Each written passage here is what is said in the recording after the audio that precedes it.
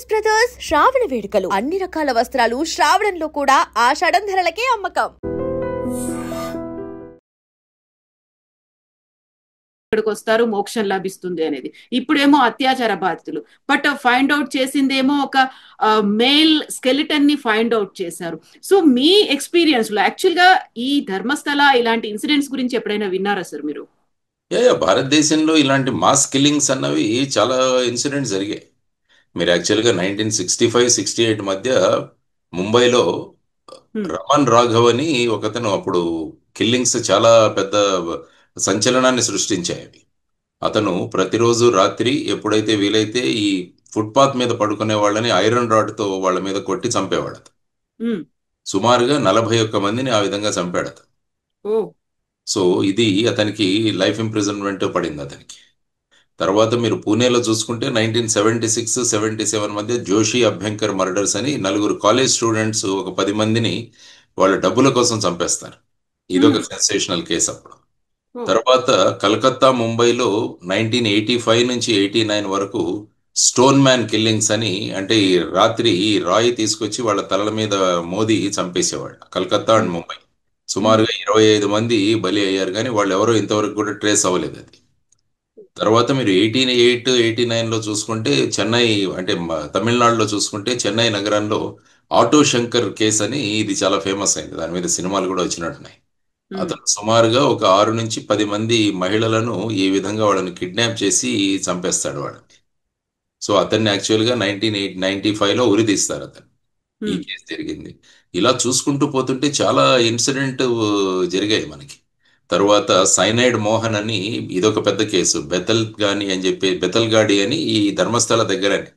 అతను సుమారుగా ఒక 20 మంది ఆడవాళ్ళని పెళ్లి చేసుకుంటానని చెప్పి వాళ్ళని పెళ్లి చేసుకుని ఫేక్ డాక్యుమెంట్స్ సృష్టించి ఆ తర్వాత వాళ్ళని ఈ ఫ్యామిలీ ప్లానింగ్ పిల్స్ అని చెప్పేసి సైనైడ్ మాత్రలు ఇచ్చేసి వాళ్ళని చంపేశాడు. సో అది సైనైడ్ మోహన్ కేసు అంటారు దాన్ని. సో అతనికి కూడా మల్టిపుల్ డెత్ సెంటెన్సెస్ అతను పడ్డాయి. తర్వాత నిఠారీ కిల్లింగ్స్ అని 2005-6లో నోయిడాలో జరిగాయి. ఇవి నోయిడాలో సుమారుగా 18 మంది 20 మంది మహిళలను పిల్లల్ని చంపేసి నిఠారీ కిల్లింగ్స్ అని, అది కూడా ఒక ఫేమస్. సో ఈ విధంగా మీరు చూసుకుంటూ పోతుంటే ఇలాంటి ఇన్సిడెంట్స్ జరుగుతూనే ఉన్నాయి అనేక ప్రాంతాల్లో. సో ఇది కూడా ఒక ఆ విధమైన సంచలనాన్ని సృష్టించిన కేసు. నేను చెప్పిన పైన కేసులన్నీ కూడా ఆ సమయంలో చాలా సంచలనమైన కేసులు అయ్యాయి ఇవన్నీ కూడా.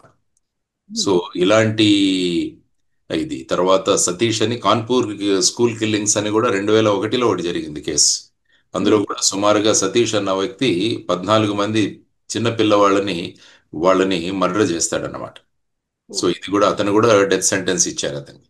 సో ఇలాంటి కేసుల కోవలో ఈ కేసు కూడా ఇప్పుడు సంచలనం సృష్టిస్తోంది. దానిలో సత్యాసత్యాలు బయటికి తీసుకురావాల్సిన పనిలో ఎస్ఐటి ఉందన్నమాట. సార్ అక్కడేమో ఇండివిజువల్స్ చేశారు, లేకుంటే ఒక కొంతమంది గ్రూప్ ఆఫ్ పీపుల్ 10ల సంఖ్యలో జరిగాయి డిఫరెంట్ ప్లేసుల్లో. బట్ ఇదంతా కూడా ఒక ధర్మస్థలం, తీర్థక్షేత్రం చుట్టూ జరుగుతున్నటువంటి వ్యవహారం దశాబ్దాల తరబడి అవుతోంది. రాజకీయం పలుకుబడి అక్కడ ఉన్నటువంటి అధికారులు, పోలీసులు అందరూ కలిసి అనగదొక్కుతున్నారు, బయటికి రాకుండా చేశారు అనేది కదా విజిబ్లోవర్స్ చెప్తోంది.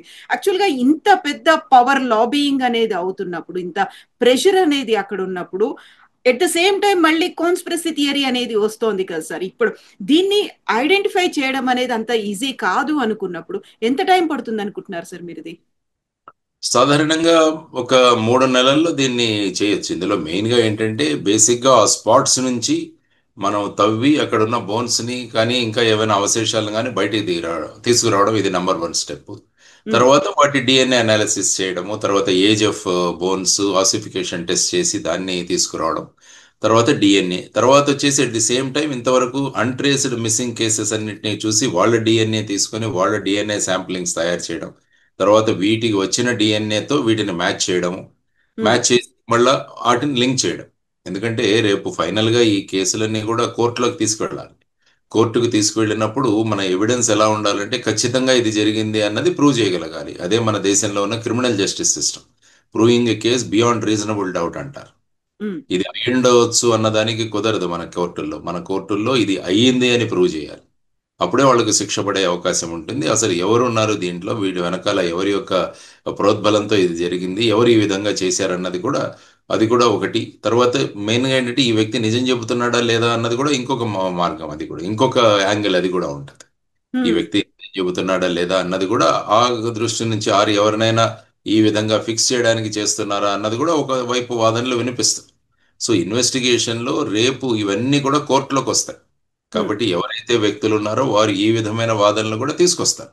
కాబట్టి ప్రాసిక్యూషన్ అన్నది, ఇన్వెస్టిగేషన్ అన్నది వీటన్నిటికీ కూడా ఒక సమాధానం ఇవ్వాలి. అప్పుడే ఆ కేసు రేపు కోర్టులో వెళ్ళి నిలుస్తుంది అనమాట.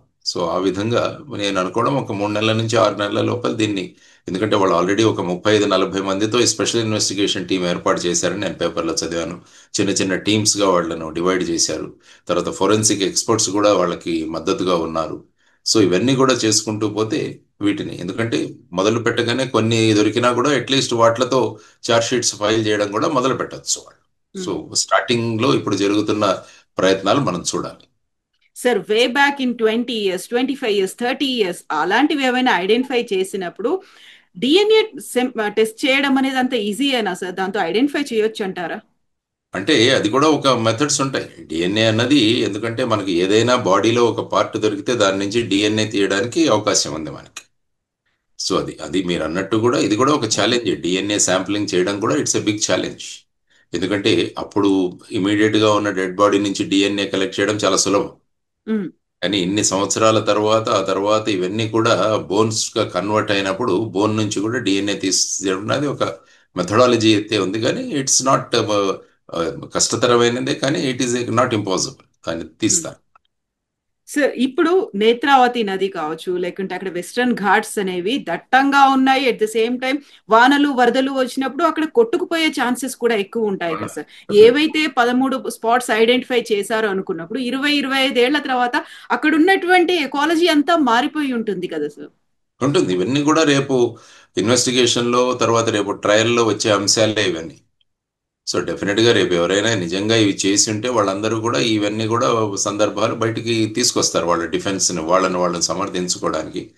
అసలు జరగలేదు, ఇవన్నీ కూడా ఎక్కడి నుంచో కొట్టుకొచ్చాయి, ఇలా రకరకాల వాదనలు అక్కడ తీసుకొచ్చే అవకాశం ఉంటుంది. కాబట్టి రేపు వచ్చే వాదనలన్నీ కూడా పరిశీలించి వాటిని ఎలాగ కౌంటర్ చేయాలన్నది కూడా ఇన్వెస్టిగేషన్ ఆర్ ఇన్వెస్టిగేటర్స్ ముందున్న ఒక ఛాలెంజ్. సో హ్మ్. వాళ్ళు ఈ అంశాలు కూడా పరిశీలించాల్సిన అవసరం ఉంటుంది. హ్మ్. మీరు వెళ్ళొచ్చారా సార్ ధర్మస్థల గురించి మీకు ఇంత ముందు లేదమ్మా, తెలుసా? నేను ధర్మస్థలకైతే వెళ్ళాను. నేను, అది ఒక పెద్ద తీర్థక్షేత్రం. అది అవును. మంజునాథుడి ఆలయం ఉంది అక్కడ. అది ధర్మస్థల ట్రస్ట్ కూడా చాలా పెద్ద ట్రస్ట్. అక్కడ ఆల్మోస్ట్ మేము వెళ్ళినప్పుడు కూడా వేల సంఖ్యలో అక్కడ భక్తులు చూసాం మేము అక్కడ. అన్నదానాలు కూడా అదే స్థాయిలో అన్నదానాలు అవుతాయి. ఉంటాయి. వాళ్ళు కూడా ప్రసాదం కూడా అరేంజ్ చేస్తారు అక్కడ. వాళ్ళు కూర్చొని అక్కడ కూడా ప్రసాదం కూడా స్వీకరించడం జరిగింది. ఆ ప్రదేశం చాలా ధార్మిక స్థలము, విశిష్టమైన. కర్ణాటకనే కాదు, అనేక రాష్ట్రాల నుంచి కూడా ప్రజలు అక్కడికి వెళతారు. ధర్మస్థల అన్నది is one of the very important pilgrimage centres మన ఇండియాలో. సో అటువంటి ప్రాంతంలో ఇది అనడం జరిగింది అనడం తలుచుకుంటే చాలా ఆ, ఆందోళనకరమైన విషయం ఇది. సో ఇందులో నేను బేసిక్గా అదే చెప్పాను. ఎఫ్ఐఆర్లో ఉన్న తథ్యాలు పరిశీలించాల్సిన అవసరం కూడా ఉంది. అక్కడ ఏదైనా మళ్ళా మేనేజ్మెంట్లో గొడవలు ఏవైతే ఉన్నాయా ఇవి కూడా బయటికి తీసుకురావాల్సిన అవసరం. అంటే ఒక గ్రూప్ని ఇంకొక గ్రూప్ డిఫేమ్ చేయడం, హ్మ్. లేకుంటే వీళ్ళకి ఏదైనా పొలిటికల్ అఫిలియేషన్స్ ఉంటే అపోజిషన్ పార్టీస్ ఏమన్నా ఈ విధంగా డిఫేమ్ చేయడానికి ఏమన్నా ప్రయత్నాలు. ఎందుకంటే ఇన్వెస్టిగేషన్లో everything should be ruled out. అదే ఇన్వెస్టిగేషన్ అవుతుంది. యా, 13 స్పాట్స్ అన్నారు, 11 స్పాట్స్ అయిపోయాయి. ప్రామినెంట్ గా ఎస్ ఐడెంటిఫై చేశాము అనేంతగా అయితే అక్కడ కనిపించట్లేదు. ఎట్ ద సేమ్ టైం అక్కడ ఉన్నటువంటి జైన్ గ్రూప్స్ కూడా మేము ప్రొటెస్ట్ చేస్తాము, ఎందుకంటే మమ్మల్ని డిఫేమ్ చేసే ప్రయత్నం జరుగుతోంది, కావాలని మమ్మల్ని వాడుకుంటున్నారు అనేటువంటి మాట కూడా వాడు యూజ్ చేస్తున్నారు. పాలిటిక్స్ కూడా ఎంటర్ అయ్యాయా అనిపిస్తోంది. ఇన్ని రకాల గ్రూప్స్ ఉన్నాయి. ఉంటుంది, అంతే కదా. ఎందుకంటే బేసిక్గా ఒక వ్యక్తి ఇచ్చిన ఎఫ్ఐఆర్తో ఇది మొదలైంది. హ్మ్. ఆ వ్యక్తి ఇచ్చిన ఎఫ్ఐఆర్లో కూడా నేను ఇంతకుముందు చెప్పినట్టు ఎఫ్ఐఆర్ రిజిస్ట్రేషన్ స్టేజ్లో అందులో నిజం ఉందా లేదా అన్నది పరిశీలించాల్సిన అవసరం లేదు. ఎఫ్ఐఆర్ అయితే రిజిస్టర్ చేయాలి.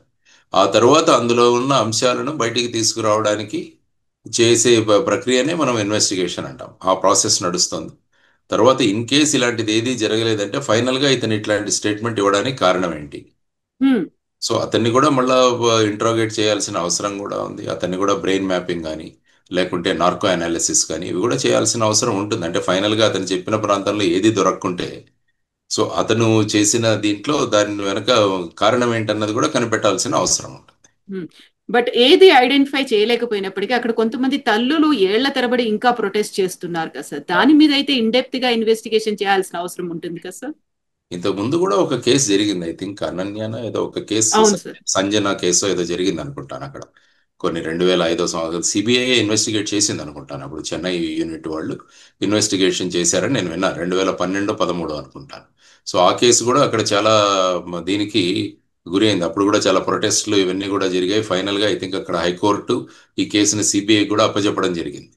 సో ఈ విధంగా అలా ఆలోచించుకుంటే ఒక ఇంటి నుంచి ఒక వ్యక్తి మిస్ అయినప్పుడు ఖచ్చితంగా ఆ ఇంట్లోని వ్యక్తులకు ఈ వ్యక్తి ఏమయ్యారు అన్నది వాళ్ళ ఉంటుంది. ఎప్పుడు ఆవేదన మనం ఎప్పుడు కూడా గుర్తించాలి.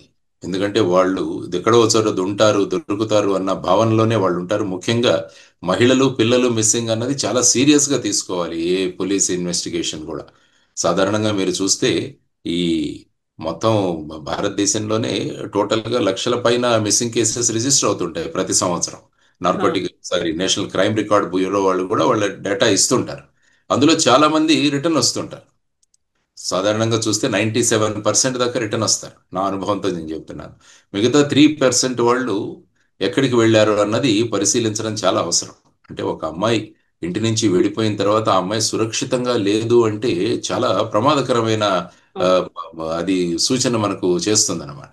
అందువల్ల ఈ మిస్సింగ్ కేసెస్ ని విత్ డ్యూ సీరియస్నెస్ మనం చేయాలి. సాధారణంగా ఎలా ఉంటుందంటే పోలీసులో వెళ్ళిన వాళ్ళు తిరిగి వస్తారన్న దాంట్లో ఇనీషియల్ ధోరణి ఉంటుంది అనమాట. ఎక్కడికో వెళ్ళి ఉంటారు, ఇంట్లో గొడవ పడి ఉంటారు, లేకుంటే ఏదో అయి ఉంటుంది. సో ఆ విధంగా వెళ్ళిపోతారు. కొన్ని రోజులు ఆ కోపం తగ్గాక మళ్ళీ రిటర్న్ వస్తారు. ఈ విధమైన థియరీ నడుస్తుంటుంది మామూలుగా. కానీ అది ఓకే. కానీ చాలా కేసుల్లో చూస్తే ఈ విధంగా తిరిగి వచ్చిన వాళ్ళ కేసు ఎక్కువగానే ఉంటుంది. కానీ వాళ్ళ గురించి కాకుండా తిరిగి రాని వాళ్ళ గురించి మనం ఆలోచించాల్సిన అవసరం చాలా ఉంది. సో ఇందులో కూడా ఆ విధమైన సంఘటనలే. అందువల్ల ఆ పీరియడ్లో జరిగిన 95, 98 నుంచి 2014 వరకు కర్ణాటకలో రిజిస్టర్ అయిన మిస్సింగ్ కేసులు ఎన్ని, అది కర్ణాటకకే పరిమితం చేయాలా లేకుంటే మొత్తం భారతదేశానికి చూడాలా? ఇది కూడా ఒక ఇదే కదా. ఎవరు ఎక్కడి నుంచో, ఎందుకంటే ధర్మస్థల అనే ప్రాంతంలో అందరూ వస్తారు.